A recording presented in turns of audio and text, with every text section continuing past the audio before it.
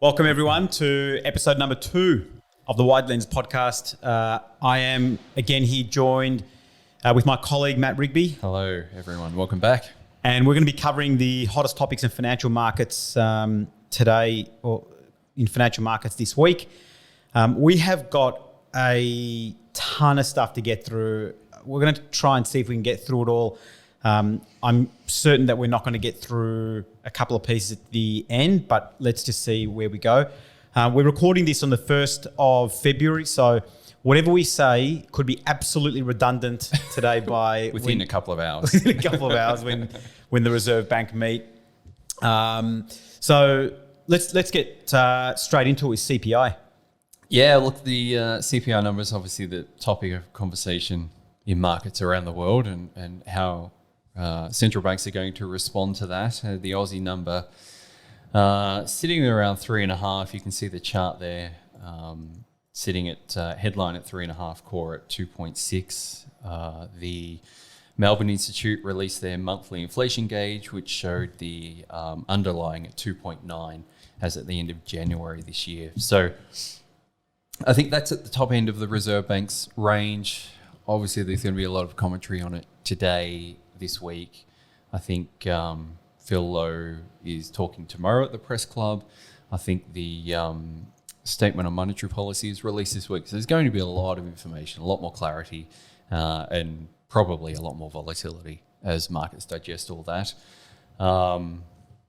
What do they do? Where do they go from here? You know, certainly, I think it was November last year that the governor was saying no interest rates rises in 2022.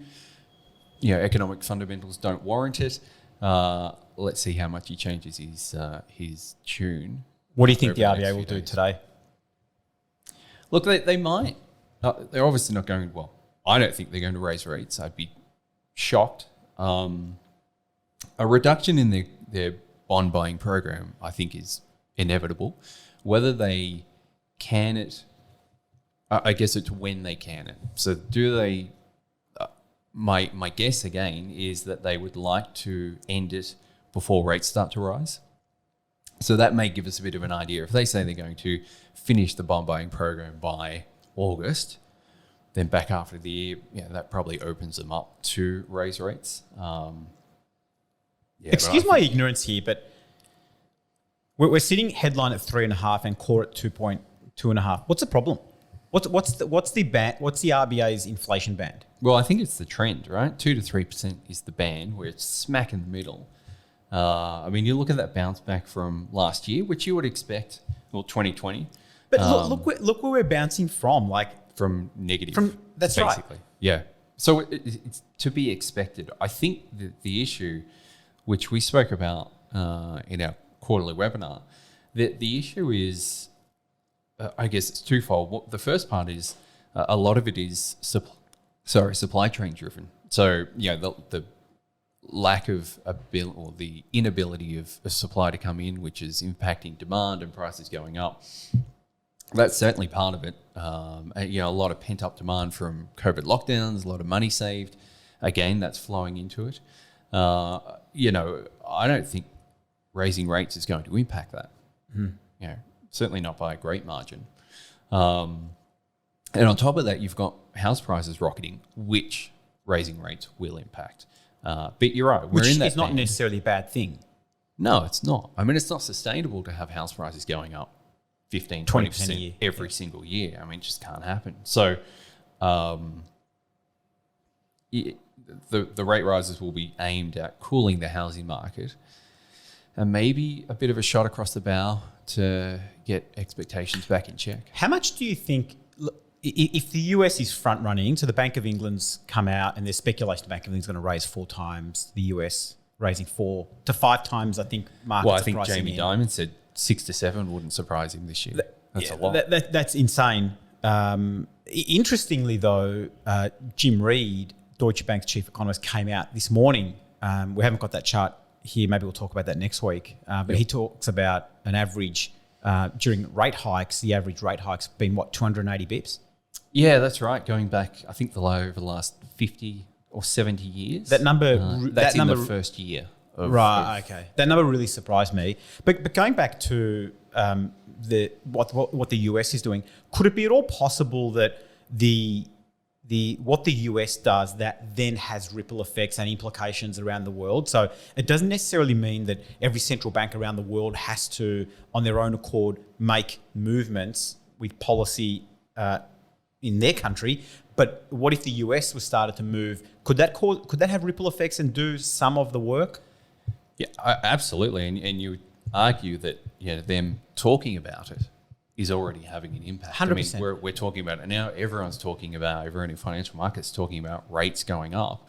And so that's building in an expectation that rates will, and maybe that starts to curb behavior.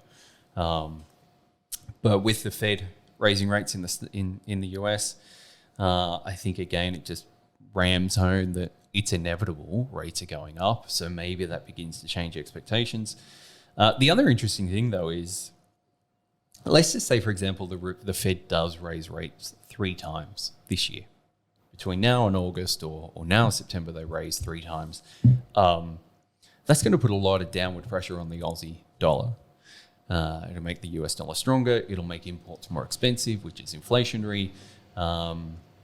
So that may, in a roundabout way, force the Reserve Bank to start acting maybe a little bit before they'd like to. So yeah, look, there's a lot to play out here, a lot of interesting things to come. And, would their bond buying program not be priority number one before rates? Surely, I feel like they've got a tool in their hand already, and you can use this tool, but they're kind of reaching into their toolbox to grab something else. Wouldn't that be the first thing that you start toggling? Yeah, I think so, and that's why I said I think they like to have that done before they start raising rates. Get that out of the way, get that intervention out of the market, see where markets naturally land, and then raise rates from there. It also buys them some time to see, is part of this still that transitory inflation? Is some of the high numbers from early last year are going to start dropping off? What are we replacing them with? What does that annual number do? And it might sit. That core number might just sit between 2 and 3, which will afford them a bit of time to just raise rates, but at a much slower pace. Let's sort of move into as we talk about inflation. Business Insider had this article where they said here are 2 charts that explain why the stock market meltdown and Bitcoin slump are correlated, and that crypto is not a safe haven asset like gold. So they go on to say investors have flocked to the cryptocurrency sector with the objective of gaining exposure to returns that are uncorrelated to traditional assets like stocks, bonds, and precious metals, as well as hedging against rising inflation. But they go on to say that there is evidence now building, and I think it's pretty clear that cryptocurrency is not an inflation hedge. It is not a replacement for gold, where I feel like the last few years, the narrative has kind of been that gold hasn't gone up in price as much because there's now this substitute asset class, which is cryptocurrency and Bitcoin, more specifically, that is now taking away a new cohort of investors that might be worried about inflation. And instead of them buying gold, they're now buying cryptocurrency. And that's why cryptocurrency, or Bitcoin more specifically, is going gangbusters and gold's not really doing anything. Yeah, and look, it's interesting. I wonder if gold is unregulated. You can buy it. Anyone can buy it. Anyone can store it. Bitcoin has those same sort of elements. I wonder if that's where it's come in. Where those similarities are. The gold bugs are more about keeping their money out of the sight of the government, and that's where that correlation or link with Bitcoins come in. We've got this chart. Let's get this chart up here, where we're looking at the price of oil, gold, Bitcoin, and equities, and we've plotted up the MSCI World and the MSCI US, MSCI World in purple on this chart, and the MSCI US here in grey. The green line is Bitcoin. Now that's on the right hand side. Where's gold? Gold's the blue line, and you can see it just really since 2020. In fact, I almost feel like since Bitcoin started running, gold's been falling. I don't know if you can see that at 2020. 2020, yeah. But I still feel like Bitcoin's just this early. It's so early on, and the swings are so wild that, I mean, without going into complete statistics and trying to work out what the correlation is on these asset classes, I don't know. I just feel like it's maybe too early to tell as to whether or not. I mean, you could pick out anecdotal evidence as Business Insider have and pick 2 points in time where Bitcoin has not done what people think it's supposed to do. But maybe that's not what it's supposed to do. Maybe what it's supposed to do evolves and it changes, and it depends on who's buying it and when. But then again, most people that are holding Bitcoin are not selling. Yeah. And look, I remember reading a stat that something in the order of 40% of all Bitcoin is held by 2,500 accounts. So it's not as widely used or available or held as other asset classes. So, getting wild swings is probably not a big surprise. And if you bought Bitcoin at $60,000 last year, sitting at, what are we, 34 today? That's Why US. is it getting polarized? Like, what is it? Is it rates? I mean, it seems like the only thing we can point to, right? That's the anecdotal evidence. I mean, it's the correlation with equities certainly seems to be increasing. I think Christopher Joy wrote in the Financial Review last week that, or could have been a bit earlier this week, that the correlation between Bitcoin and equities is above 50%. Whereas it was much lower earlier on. And I wonder if that's as more hedge funds and private equity firms are getting into Bitcoin.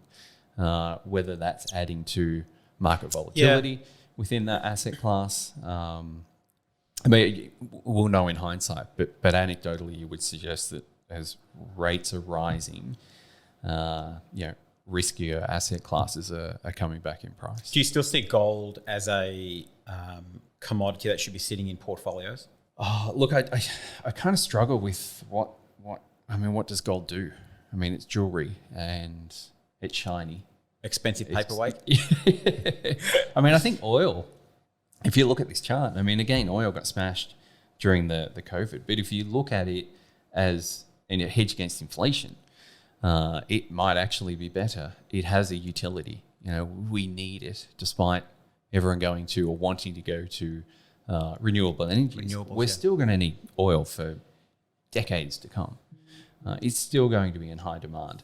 And I guess the other thing with oil as opposed to gold or maybe Bitcoin, OPEC can change their production rates. So they can manipulate the price. The price is down, so they reduce production. Price is up, maybe they increase it slightly. So gold, I'm probably not a huge fan of. Why don't people look to treasuries or bonds to manage that risk, or even manage exposure to risky assets as the hedge? Like, why are we trying to mitigate all of these risks when trying to mitigate the risks naturally means you're going to cap your upside? Yeah, or you're taking on other risk. You're diversifying your risk. Yep. You've just got different risk. I mean, I guess we're seeing what's happening in the fixed income market as rate expectations are changing.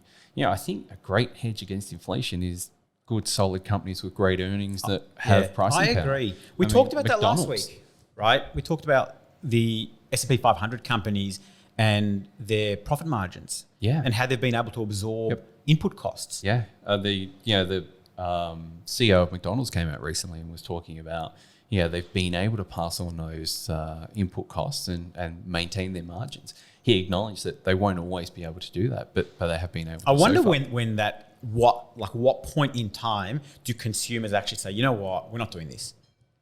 I guess when there's a cheaper alternative, right? So where do you go? Macca's has always been seen as a value food option. Maybe not great for you, maybe tasty, but I guess at some point, maybe people start going there less than not going there at all. I still think as money continues to be free, I think people are happy to continue to accept price rises. Once money goes from free to cheap to mid-level somewhere, whatever that word is. Yep. I reckon that's the turning point where people are going to stop accepting price rises at companies. Yeah. And wages is a big factor as well. I mean, if wages are going up at the same pace, then that's fine. But if they're going up more, if they're going up less, prices are going up more. That's a big thing. There was also an article I read out of the UK. There was a study showing that the lower priced products, so the value end of supermarket products, had gone up some 50 to 100% in some circumstances over the last year and a half. Whereas higher value stuff had stayed relatively the same. So maybe that's more a margin compression. That's interesting. At that higher end and lower end, they don't have the margin to be able to absorb those sort of price increases. So I don't know when that was. Procter and Gamble came out recently, and we don't have this here. So they talked about their higher end products. They're more expensive nappies. Yes. They're more expensive toothpastes. They've seen sharper rises in the growth of those products relative to the lower value products. Wow, that's interesting. And I think Procter and Gamble's a pretty good proxy for the consumer, right? Absolutely. I mean, they just... The breadth of their product portfolios. Yeah, it's enormous. Mm-hmm. And so I think that was really insightful. But again, that was as of a week or so ago now. Again, I don't know when you read that, but that's what Procter and Gamble came out to say. Again, whether that is because people do have money at the moment, and we looked at savings rates recently last week, I think it was. Yes. That still looks very, very noisy. Until we have some stability around that, until we have some clarity around what's happening with interest rates, I think that might still be the case, but it is surprising to see higher value products doing well. Yeah, it is. And I think the savings rate, you're right, it is noisy. If you're in Melbourne like we are, we're only hours away from the next lockdown.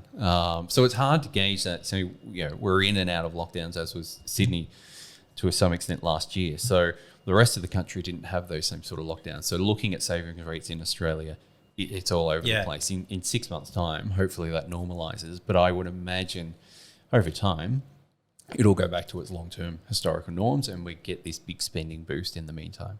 Let's talk about ETFs. Business Insider had an article. Australia's ETF industry continued to break records through 2021 as market capitalisation reaches a new high of $136.9 billion. The industry managed to grow a further 44% over the course of the year. Can we talk about this whole concept of passive investing, ETFs, versus more traditional active stock picking type or style of investing? I feel like when people talk about ETFs, people naturally think about, oh, you're buying an index and you're a passive investor. Yeah. Can we maybe just talk about how that's evolved over time? Because I certainly don't think passive investing is what passive investing used to mean 5 years ago, 10 years ago. In terms of ETFs? Well, or passive, just generally? First there's the active passive, and then we're now moving into what was managed funds to now ETFs. Mm-hmm. But I think the default in everyone's mind is when you say ETF, people default to, so you're investing in an index. Yeah. I mean, you even look at a lot of active managers have ETF versions of their active fund. Magellan is a great one. Fidelity do it. There's a lot of them that do it. And it just exposes them to a different market, I think, ultimately. Do we think that the ETF industry is going to take over the traditional managed fund industry?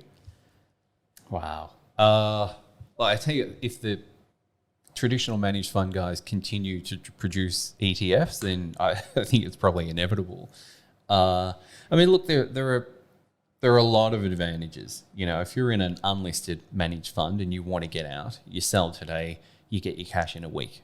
That's a major draw. You don't know your selling price. Or illiquidity. And you don't know your selling price. You don't know because prices aren't struck till the end of the day. So you've got yesterday's price as a reference. You know what the market's done that day, but it's not a straight, one for one. Whereas a listed ETF of an active fund or an index fund, you know your price. You can get out today. You can get in today.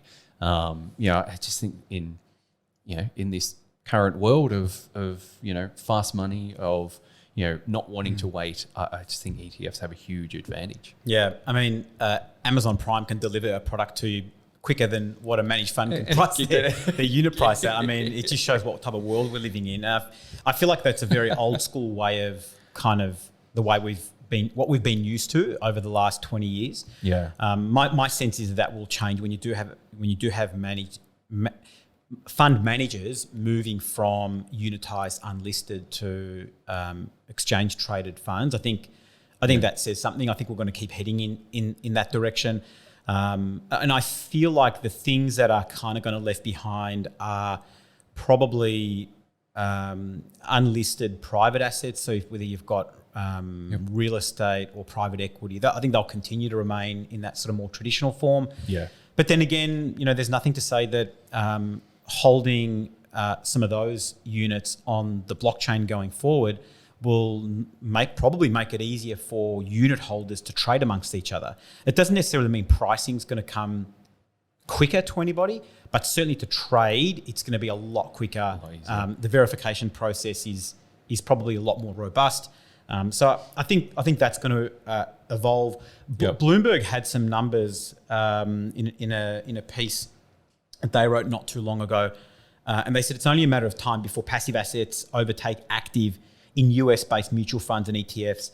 So currently it's sitting at around 40% of assets that are passively managed, up from 30% at the end of 2015. So it's jumped quite a bit. Okay. Fixed income's currently sitting at about 30%. And in fact, I tried to find the numbers. It's really difficult, but the kind of gauge that I got was around 40% of assets are at the top end are managed around the world, are passively managed. The other thing I think is that passive or ETF investing doesn't necessarily mean passive. So you look at Van Eck, you look at beta shares, and we use a number of those in our business. And just because you're buying one of those ETFs, it doesn't necessarily mean you're buying a market cap weight index or market weight index, right? There are ETFs, and this is probably not news to a lot of people, but it's probably news to some people, is that the exchange traded funds, how they're set up now, allow investors to take a point of view. It allows, and it may be a bearish viewpoint, it may be a bullish viewpoint, it may be a geographical viewpoint, it might be a sector viewpoint, but you can go in and buy and trade on a point of view that you have. I mean, the other thing that a lot of fund managers probably used to hang their hat on was intellectual property. And our method of analysing, sorting, filtering stocks, so much of that is quantitative based. And you've got the likes of beta shares and Van Eck, just to name a couple of them, that are bringing out quant-based ETFs. So why should I go and have to pay 150 basis points for this intellectual property where I can get it in an ETF at 25 bips or 30 bips? I can trade it now, and I'm kind of executing on the same thing. And a number of these ETFs I feel like have got a pretty good track record. The numbers stack up. It is absolutely quant-based, and it's low cost. It seems so compelling. Cost is a great point there. And I think that's another massive driver behind the ETF market, active or passive, is that cost pressure to come down. And I think if you look, here in Australia 10 years ago, no one really knew anything about super. And I mean that quite literally. 80% of their population wouldn't have known their super balance or how it was invested. You fast forward to today, that has absolutely changed. People are more engaged. There's been a lot of push by the ETF industry about cost and what the impact of cost can do over time. But I think active guys, unlisted, the costs have to come down, and some of them have. Some of the T Rowe Fidelity, they are relatively lower, but then there are other ones that are 100% not budging on their costs, and I think that's going to hurt them in the long run. Let's look, just maybe to wrap up on that. I mean, the question we're asking ourselves is that can passive eventually overtake active? I fundamentally believe that it's a matter of time. I don't think it's if. I think it's more about when. Care to put a date on that? Come on. Well, Throw one out there. according to PwC's research, I think it's 2025 or 2026. Oh, wow, really? Okay. That ETF assets under management overtake 50%, and it swings the other way to be in favour of passive over active. The only thing I would say is I don't think active stock picking will ever go away. I think there will always be this desire to try and outperform or have this inclination or belief that, well, I know no one else can do it, but I can do it. And so this attraction and this fascination and love around trying to do better than everybody else, that is ingrained in human DNA for thousands of years. And so for that reason, I don't think active management's going to go away. But active management doesn't necessarily mean something can't be listed as an exchange traded fund. Yep, no, I agree 100%. And I think there are some markets where active management makes sense. I mean, look at fixed income. Fixed income sits at 30%. Yeah, is passively managed. Yeah, that's right. So that's significantly lower than the equity side of things. But equally, allocations are typically much more to equities than they are fixed income as well. So, interesting. Look, another thing that's sort of piqued my interest is property prices. We're Australians, we love property. It's part of our DNA for whatever Although reason. I haven't seen any new TV shows on like the block and stuff like that. Yeah, didn't one of them get canned? I don't know. It might be a COVID thing. But yeah, look, there was a really interesting article on Bloomberg about vanishing inventory. Now, this is US based, but we've had a look at some charts, and there's very similar patterns here in Australia. So there's a couple of things I'd note to start with. With really low interest rates, it's been much easier for a homeowner to go, all right, we need to upgrade our house. Instead of selling, we're going to keep this and make it an investment property, and we're going to buy, draw some equity out and go and buy another one. Is that what is happening in the US? It's definitely what's happening in the US. I reckon something in the order of 9 million properties, which I think from memory was 8 or 9% of single home stock in the US has gone from owner-occupier to investment. So you've had that trend happening, you've had rates reducing, but you've also had a larger cohort of buyers coming into the market. The 25 to 33, 34-year-olds are now starting to come into the market. The old millennials. The old guys. So you've got all of this happening at the same time. And potentially we're seeing setting up of a huge wealth or a generation of wealth gain. Something I noted in the US, and I lived there a number of years ago, and I was shocked to learn that you could get a 30-year fixed term mortgage over there. Fixed, and it's easy to get out of it. How is it easy to get out of? I don't know, but it is. So we had a house over there. We sold it, closed the loan, no penalties. And did you have a long-term mortgage on that? A 30-year fixed rate mortgage at 3.5, I think it was, and that was 7 years ago. And there were no penalties for getting out of it. To refinance your loan. So, the 30-year fixed rate was what was the variable interest rate though? I'm just curious. Maybe you breaking the fixed term was good for the bank. Yeah, possibly. Yeah, I can't remember. It was a while ago. But 30-year fixed rates now over there at 3.75. So if you're getting a 30-year fix at 3.75 and inflation's at 6%. For now. If your wages are going up at, let's just say 4%, 3%, I mean, that's a no-brainer. And you've got property prices going up. So if you could lock in a 30-year mortgage here at 3.75, would you? Yeah, it's a great question. I was actually thinking about this. At what point would I lock it in? 3-year rates are at 3% now? It's pretty appealing. See, I don't know. You've got zero interest rate risk. Well, I don't think it's... that's right. But I think the risk you run is you lock yourself into... 30 years is a long time. It's ridiculous. It and is. Locking yourself into something for that's the risk that I would see, is that I'm... But if you could refinance as you can in the US without penalties... No, that's a no-brainer. Where's the risk, right? So that was really interesting. I think the thing that really jumped out at me, and this is not 2007, 2008, where you had the adjustable rate mortgages, the ARMs, you had the ninja loans. Yeah. It's very different this time around. And credit ratings in the US now are much stronger, and lending to credit scores are a much higher quality now than they were.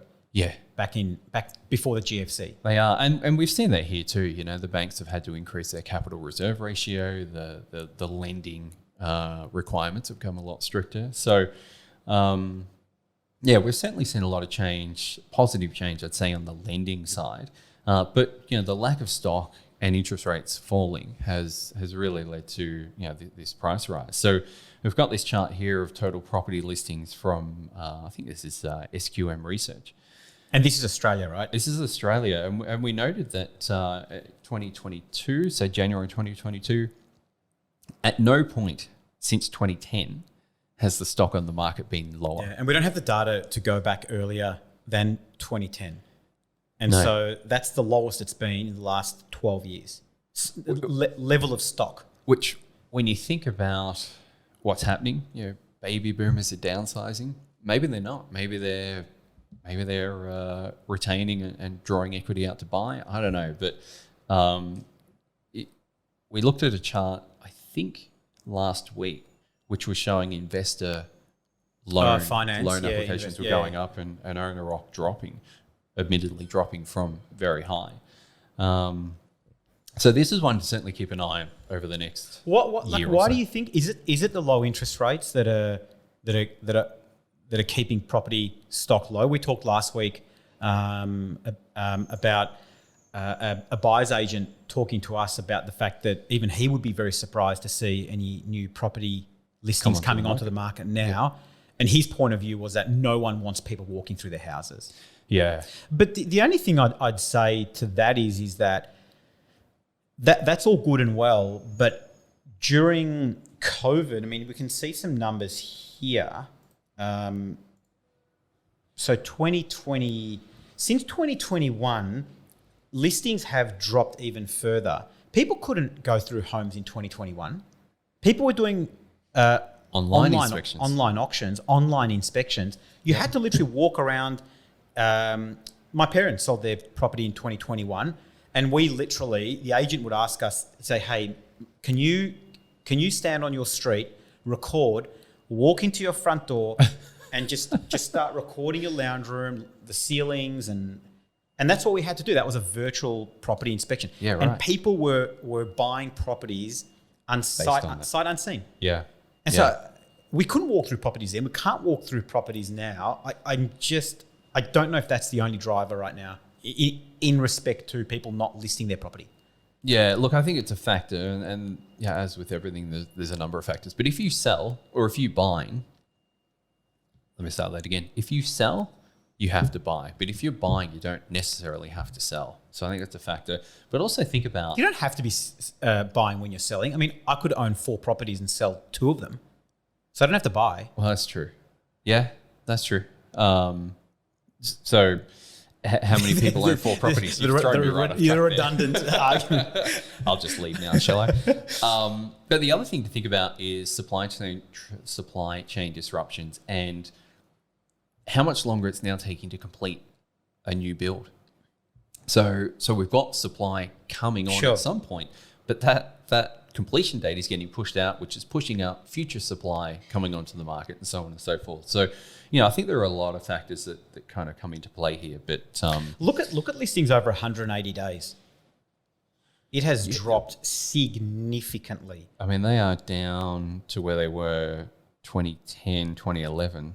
So it looks like all the old stock out of the market. The way I'm reading this is that a lot of the stuff that was listed is gone. And I mean, you'd naturally expect today the most recent data point to be under 30 days because as stuff gets added on, they're under 30 days. Sure.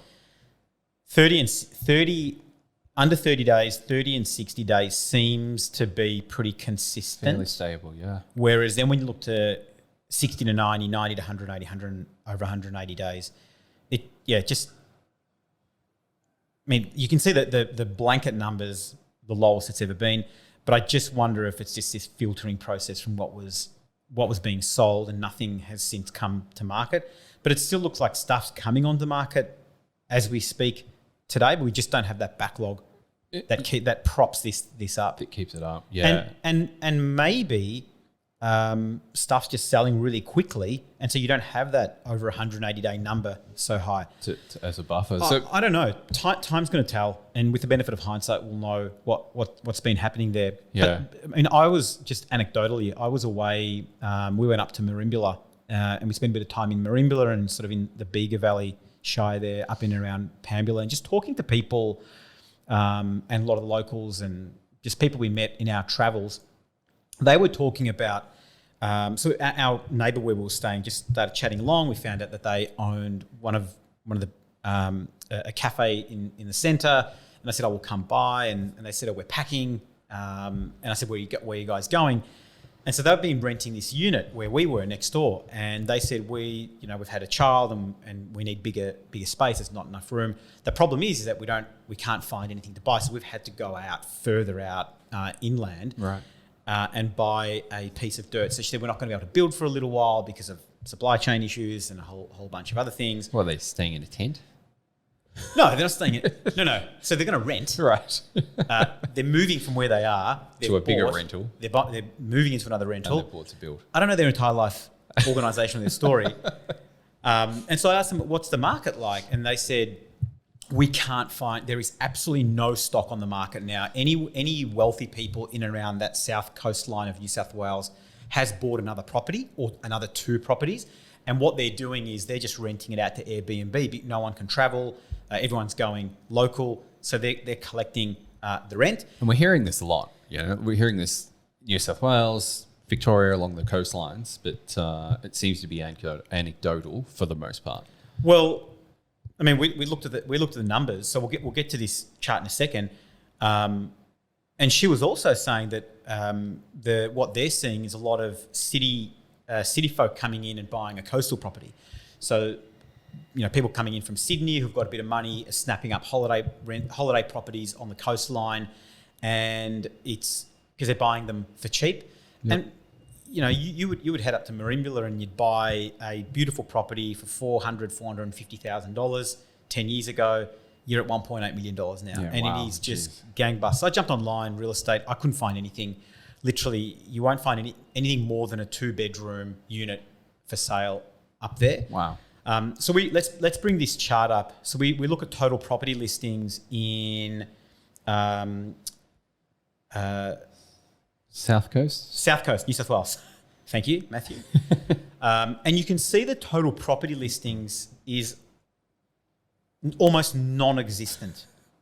Total property listings at the peak in 2012, and I think that's probably, you had a lot of people with just maybe geared up to their eyeballs. 2012 was the bottom of the property market. You're sitting at around 11,000 property for sale. Here we're sitting at around 2,500, and it is an incredible drop, and it's been on a downward trend ever since then. I mean, it's just fallen off a cliff in the last year and a half. I mean, it's we were looking at it and just shocked. Yeah. But this played out.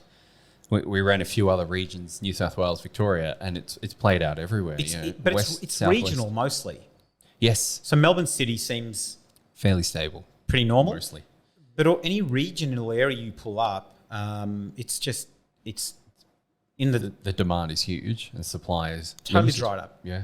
So do you think, like stocks, property being, if you like, a long dated asset, and as rates rise, do you think naturally there is this negative correlation where rates rise, property prices fall? Like, do you think that's a thing? Yeah, that would be. Or is it gearing levels? Like, what do you think it is? That would be my gut feeling. As rates go up, people can afford to pay less. They're less likely to buy that holiday house, that investment property. That's my gut feeling. But we went to the charts. We had a look at this. Let's bring it up. So Australian property prices and interest rates. This is a chart by CoreLogic. And so what it's showing here is the red line is the 5 major capital cities in Australia, the aggregate number there, and then the aqua line, the 1 year percentage change of the RBA cash rate. This goes back to 1980. Back to 1980. And look, the correlation, I mean, there's something there. but I certainly would have expected it to be. Sorry, I say something. It's more positive than I would have expected. You can see 1990, a drop in prices and drop in interest rates, and you go, all right, well, a recession. I see what you're saying. Yeah, yeah, a recession. It's all gone to the shit. So rates are falling, economy's imploding. Obviously, prices are going to fall. But back then, at any point where there's been major interest rate declines, there have been rises, but certainly not to the extent or as quickly as I would have expected. I don't think it's perfectly as correlated as what you would probably read in the headlines, where it says rates are going up, property's going to go down. Yeah. I mean, there are... Almost with anything, rates are going up, property prices are going up. Yeah. I mean, you look in 2010, rates are falling, property prices are falling. 2011, prices are increasing, rates are increasing. So I think, like, mentally we try and find these shortcuts to try and find a pattern in the data. And look, we haven't crunched the numbers to find correlation numbers, but I suspect it's probably going to be high, but it's not a perfect correlation to say every time interest rates rise, property also goes down. There are and have been, I suspect will continue to be instances where rates are rising and property prices or risky asset prices continue to rise. I mean, it's probably a reflection of a strong economy. And for a period of time, I suspect asset prices will continue to rise until we hit some sort of peak and everything shits itself and it falls from there on in. Yeah, I think rates, you can absorb the first 10 rate rises and then it starts to get really hard. Yeah, I am just making that up. But you can absorb the first X number and then it starts to get harder. And then you start going, all right, well, do we need to sell that beach house, investment property, whatever it is? The thing you talked about is you're of the view that interest rates can't go back to the levels that they have been in the past. I think I just think levels of debt and serviceability will naturally limit the level to which rates can go to. And unlike in the US where they've got 30-year fixed rates, so it's locked in, so rate rises don't have the impact over there that they do have here on existing homeowners who have fixed rates. Here, most people are variable, and 80%. I don't know the number, but I would guess it's at least that high. And if you do have a fixed rate, it's probably unlikely you've got more than a 5-year fixed rate. So, I think that interest rate rises here have a much quicker impact on spending, and because of the levels of debt, that impact is going to reduce economic activity a lot quicker and limit the level. I can't see any reason that I would disagree with you. The question is, what is that level? I don't think anyone knows. Let's move on.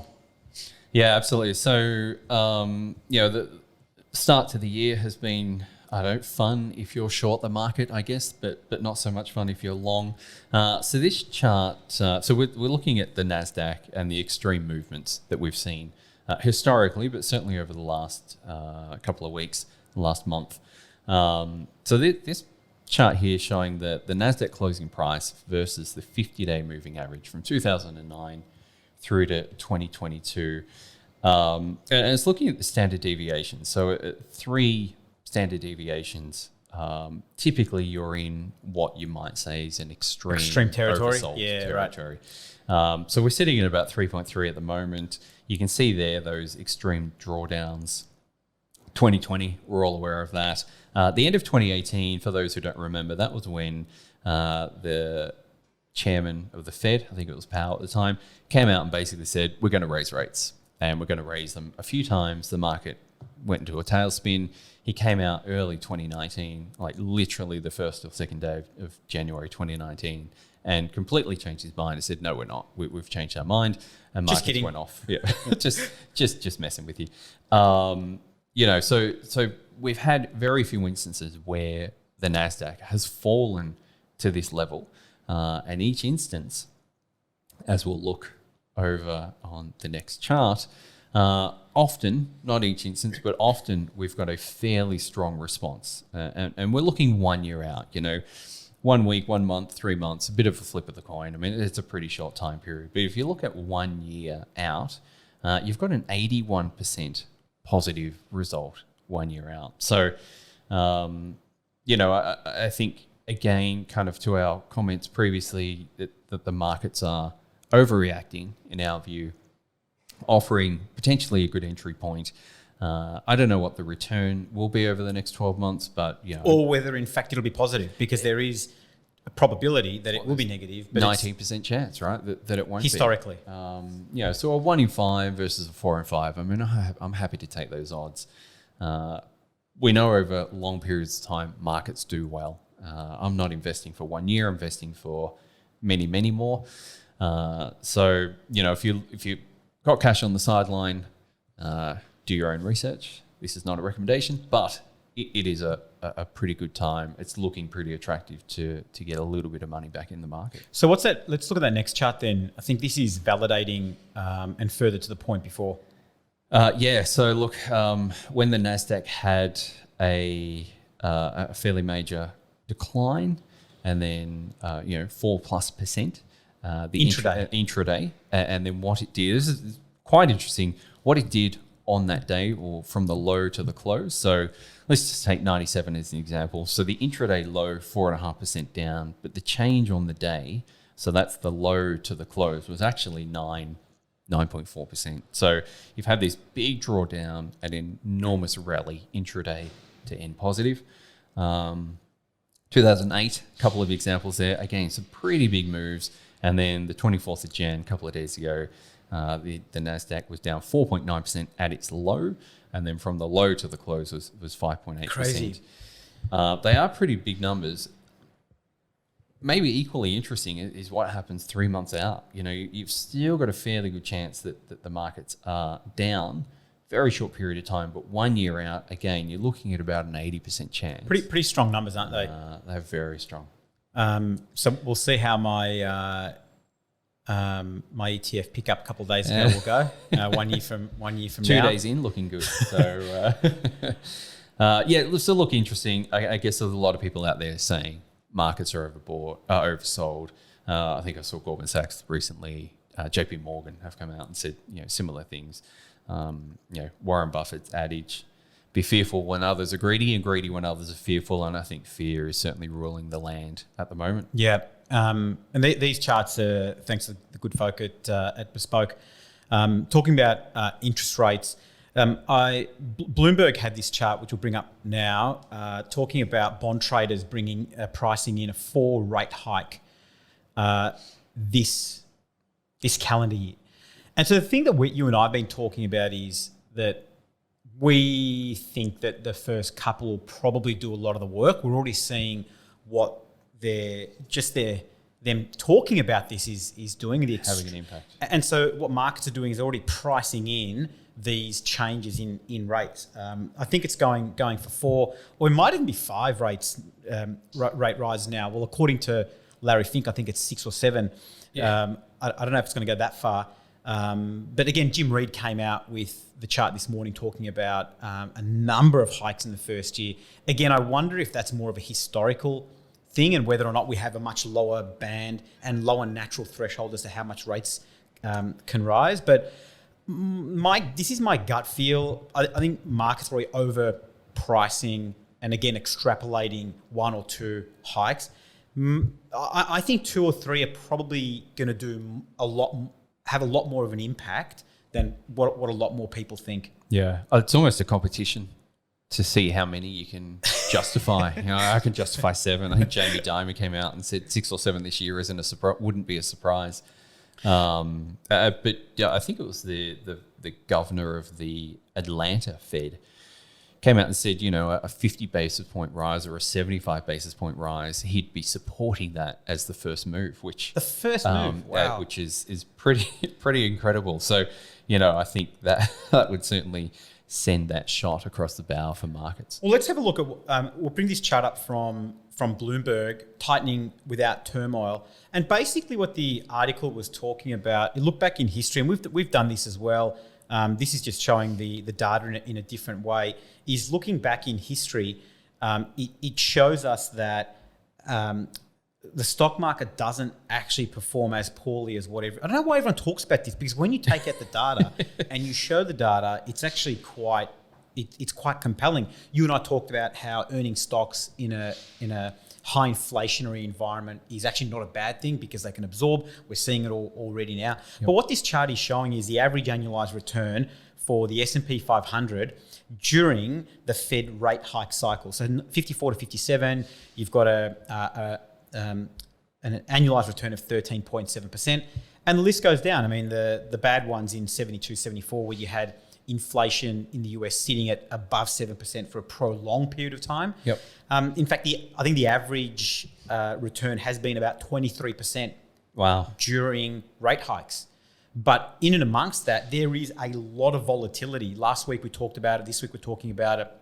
A lot of charts coming out from Bespoke talking about over bearish sentiment, what markets have done subsequently. So, look, I don't have a crystal ball. The only thing I can look at too is what has happened in the past. But again, just because it's happened in the past, it's not a guarantee for what's going to happen this time around. But I'd probably take the odds on this one and say that we're probably going to fare a lot better than what most people think. Yeah, I mean, there's 12 instances there and one negative. So again, although odds, these aren't real rates of return. So I think that's probably something that we should just take with a bit of a grain of salt. But the odds are pretty good. Yeah, so that's really interesting. That actually surprised me about that consistency. Yeah, and I guess that leads into kind of the next thing I was looking at, and I kind of alluded to it earlier, that some of the big brokerage houses, not that they're motivated to say buy the dip, but they're all saying buy the dip. An article by Bloomberg quoting Goldman and Citi. I think we had a bit of a chuckle at this, that Citi strategists echoed the sentiment of buying the dip in a note today. This is a couple of days ago, saying that their bear market checklist, which screams various fundamental factors. So Bob in the office, LOL. Hey Bob, what's the checklist saying? No, we're good. Buy. We've still got two things not checked. So there's certainly a lot of data, a lot of charts saying we've gone too far. We've overreacted. And I think if you look at Apple and Microsoft and Google are due to release their earnings today, I think the big companies are still making really good money. McDonald's, you mentioned Procter & Gamble before, are able to pass on some of these cost pressures, these input costs. So again, early in this cycle, I don't think it's as much of kryptonite for the market as what the general population seem to believe. Later in the cycle, absolutely think that it's more likely. But right now, things are looking good for a strong rally. The S&P 500, we put this chart together, and we just bring it up now, which shows the S&P 500. It's bottomed out, as you can see on the far right-hand side, but we are this sell-off in the S&P 500, which is I think about 9%. I don't know if it actually hit 10%. Correction territory. Is 10% correction or bear market? 10% correction, 20% bear market, bear, but not 19%. No. But we're only back to where we were in October of 2021 in the S&P 500. Yeah, which when you told me that, I kind of thought you were joking, but no, you're right. So like 4 months ago, we're back to where we were 4 months ago, and everyone's losing their minds. But I think it's probably less so in the S&P 500, more so in the Russell 2000, where you've got your small cap stocks, where you've got interest rate rises on the horizon, and the ability for some of these companies to maybe absorb, maybe not be able to absorb some of these hikes is really where we're seeing it. Yep. And so the Russell 2000 is probably the hardest hit. We're back down to where we were in the Russell 2000 in January of 2021. So we've literally stripped off 13 months of gains in that particular index. And the NASDAQ is back to where we were in May of 2021. So I feel like the Russell 2000 on one end, you've got the NASDAQ on the other end, then you've got the S&P 500 in the middle, which has a collection of more diverse companies, if you like. Well, diverse, and they're larger. They're more established. They're making money. You've got better balance sheets. But I think this speaks to diversification. If you're all tech, you've had a great few years, and now it's coming back a little bit to May last year. So they talk about loss-making companies get hurt more during rate rise and inflationary periods.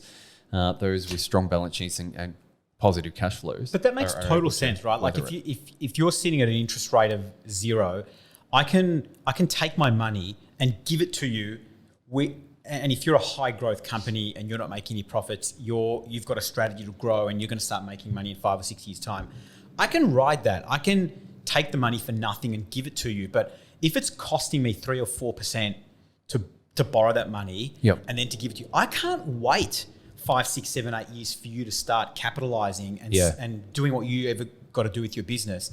And so naturally the valuation on your company is going to come down. But if you've got the likes of where we saw Apple and Microsoft already report earnings, I don't know if you said Google's today. Atlassian reported a day or two ago now. Like these, and Bloomberg had this article where they said market turmoil is ultimate test of what's real and what's not.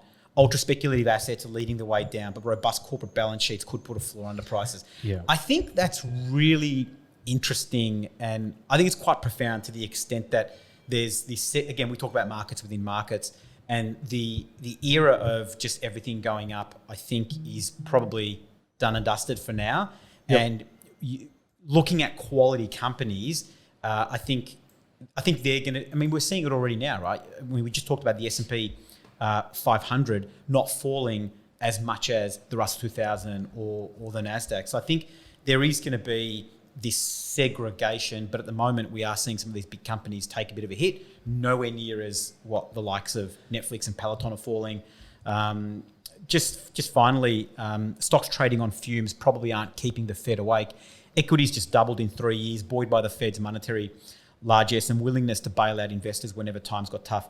Now, losing a fraction of those gains in the name of controlling the cost of living will likely to be seen as a small price to pay. And I think that's an interesting take on what's going on right now. I think it is too. And I think, a couple of years ago, 2019 or 2018, when, Powell came out and said, we're going to raise rates, markets collapsed.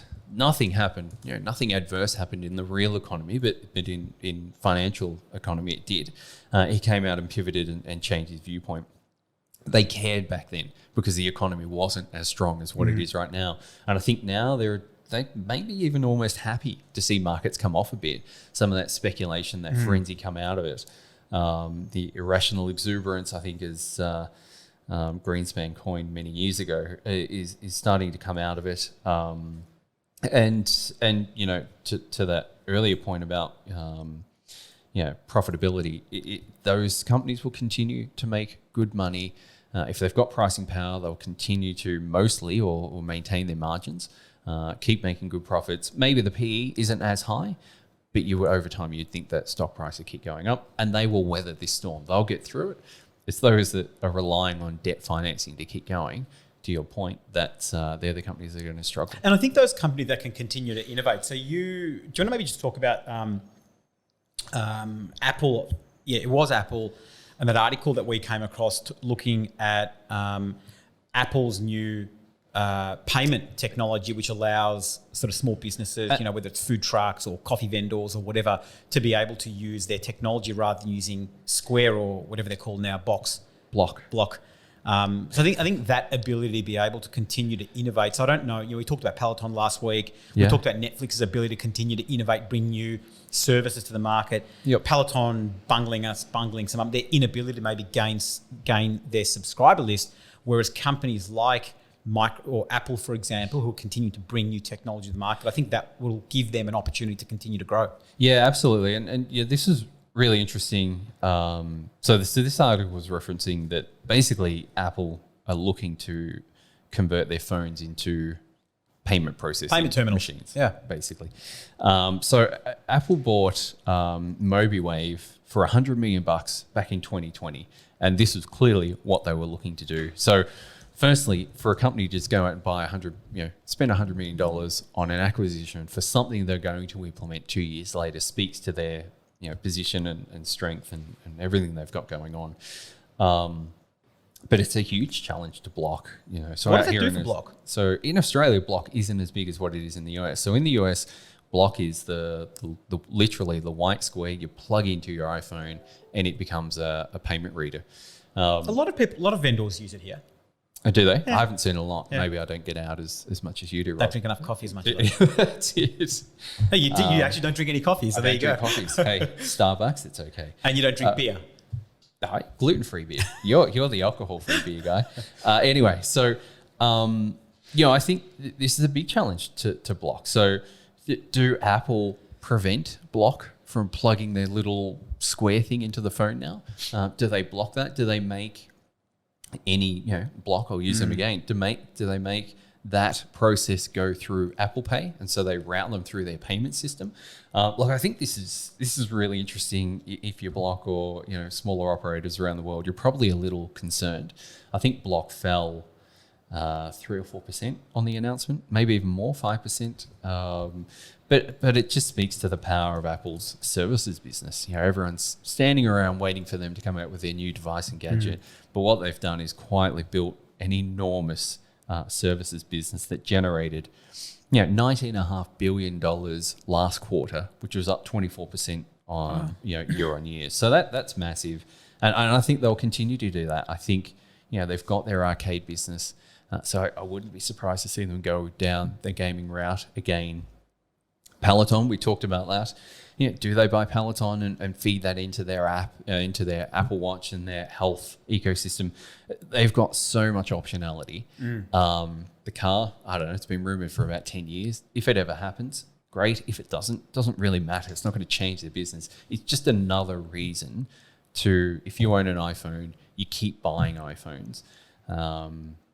So look, bigger companies getting bigger, generating more cash.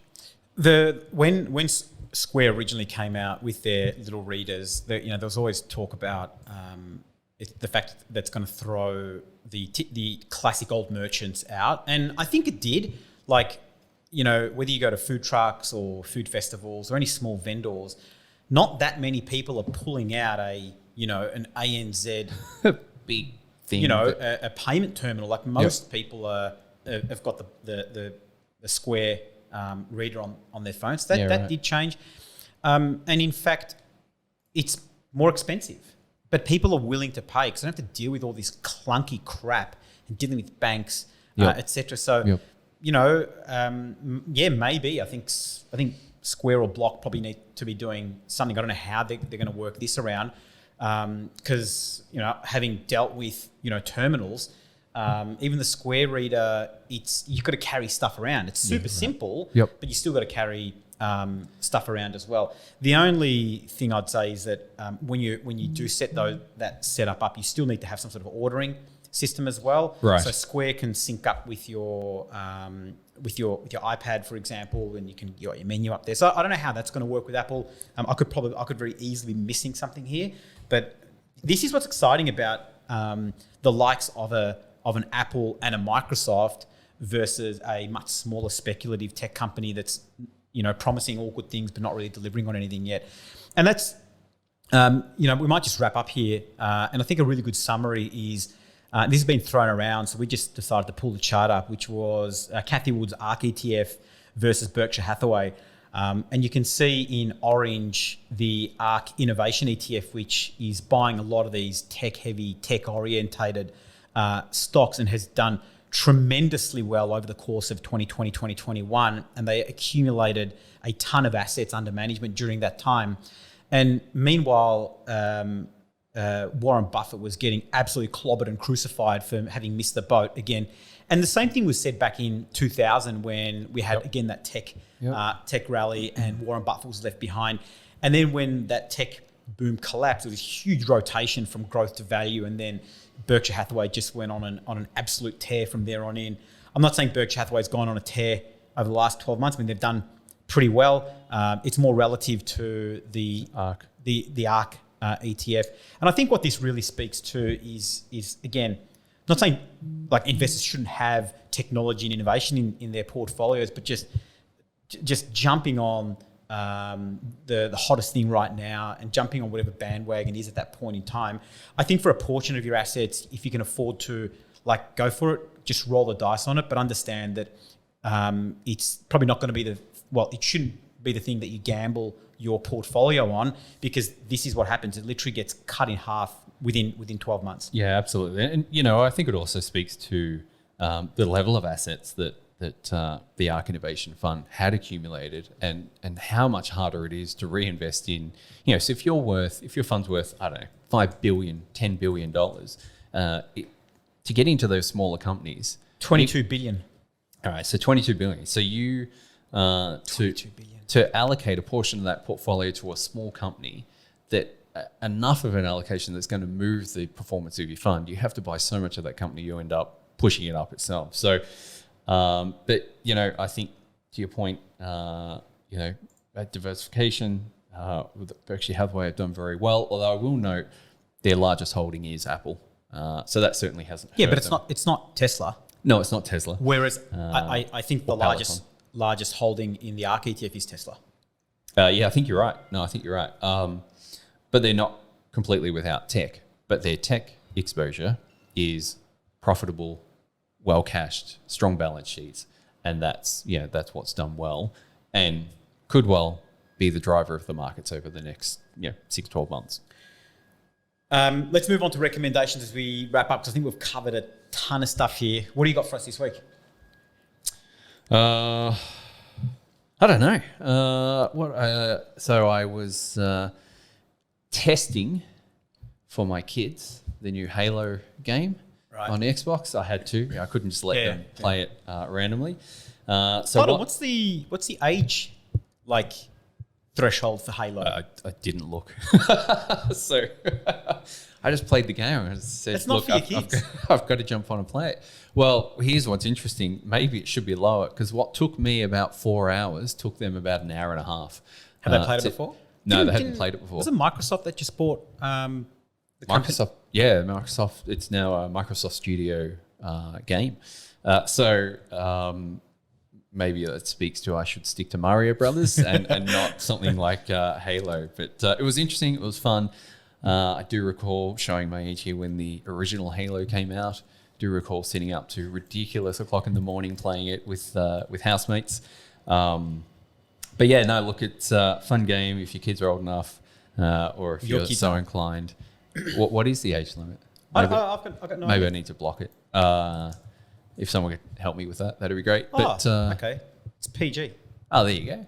It's shooting aliens. Okay. I mean, it's not real. I don't know. Anyway, so I did my research till about 1 a.m, and look, it was fun. My 7-year-old's teaching me how to play Minecraft. Oh yes. And so he's like, no, you gotta hide from the zombies at night. I'm like, no, go and chop down the trees. Build a house. So I don't even know what I'm doing. I thought I did when I grabbed the iPad. I'm like, I got no idea what I'm doing. He's doing it. But we just started watching on Netflix. Have you seen the series Manifest?